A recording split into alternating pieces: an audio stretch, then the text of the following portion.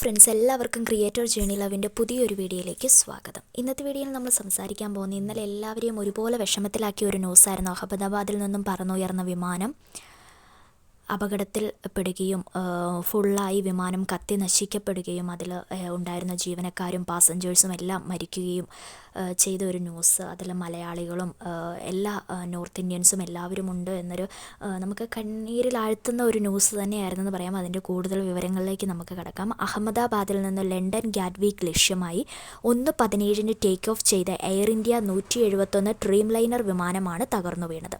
പാർപ്പിട മേഖലയിൽ ഒരു ആശുപത്രിക്ക് മുകളിലാണ് വിമാനം തകർന്നു വീണത്. അപകടത്തിൽ കെട്ടിടങ്ങൾക്ക് വ്യാപക നാശനഷ്ടങ്ങൾ ഉണ്ടായിട്ടുണ്ട്. ആകെ 230 യാത്രക്കാരും 12 ജീവനക്കാരും വിമാനത്തിലുണ്ടായിരുന്നുവെന്നാണ് പറയുന്നത്. ഇതിലെല്ലാവരും മരിച്ചതായാണ് വിവരം ലഭിച്ചിരിക്കുന്നത്. ഒരാൾ മാത്രം അതിസാഹസികമായി എമർജൻസി എക്സിറ്റ് വഴി പുറത്തേക്ക് ചാടുകയും ജീവൻ രക്ഷിക്കുകയും ഉണ്ടായിരുന്നു. രമേശ് എന്ന വ്യക്തിയാണ് ജീവൻ രക്ഷപ്പെട്ടത്. പുള്ളിക്കാരനെ മാത്രമാണ് ജീവൻ രക്ഷപ്പെട്ടത്. അത് പിന്നീട് ന്യൂസുകളിൽ കാണിക്കുകയും ചെയ്തു.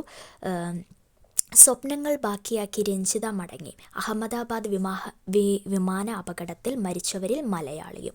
സർക്കാർ ജോലിയിൽ നിന്ന് അവധിയെടുത്ത ശേഷം ലണ്ടനിലേക്ക് മടങ്ങുമ്പോഴാണ് അപകടമുണ്ടായത്. അഹമ്മദാബാദ് എയർ ഇന്ത്യ വിമാന അപകടത്തിൽ മരിച്ചവരിൽ മലയാളിയും. പത്തനംതിട്ട പുല്ലാട് സ്വദേശി ബ്രിട്ടനിൽ നേഴ്സായി ജോലി ചെയ്യുകയായിരുന്നു രഞ്ജിത. കേരള ഹെൽത്ത് സർവീസ് നേഴ്സായിരുന്നു. സർക്കാർ ജോലിയിൽ നിന്ന് അവധിയെടുത്ത ശേഷം ലണ്ടനിലേക്ക് മടങ്ങുമ്പോഴാണ് അപകടമുണ്ടായത്. കഴിഞ്ഞ ദിവസം രാത്രിയാണ് മടങ്ങിപ്പോയത്. കോഴഞ്ചേരി ആശുപത്രിയിൽ നേഴ്സാണ് രഞ്ജിത.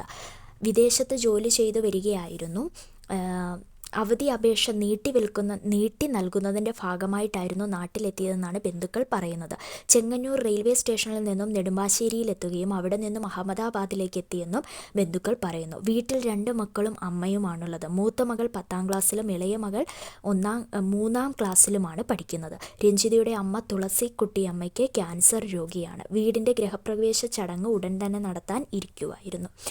കണ്ണീർ കടലായി മാറിയിരിക്കുകയാണ് രഞ്ജിതയുടെ വീടും നാടും. ഒന്നാകെ ആ മരണം വിശ്വസിക്കാനാകാതെ തളർന്നിരിക്കുകയാണ്.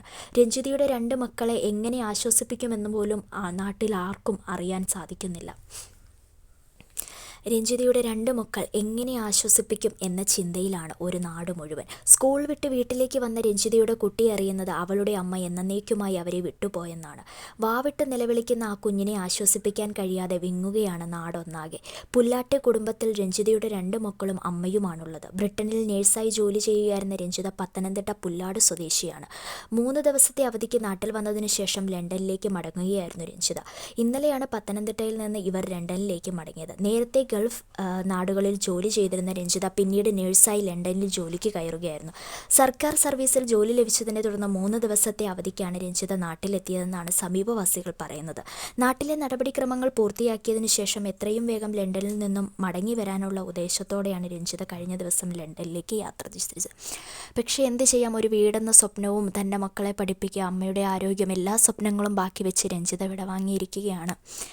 മരണത്തെ നമുക്കൊട്ടും പ്രതീക്ഷിക്കാൻ പറ്റുന്ന കാര്യമല്ലല്ലോ. ഇന്ന് നമ്മളുണ്ട്, നാളെ നമ്മളുണ്ടോ ഇല്ലയോ എന്ന് പോലും അറിയില്ല.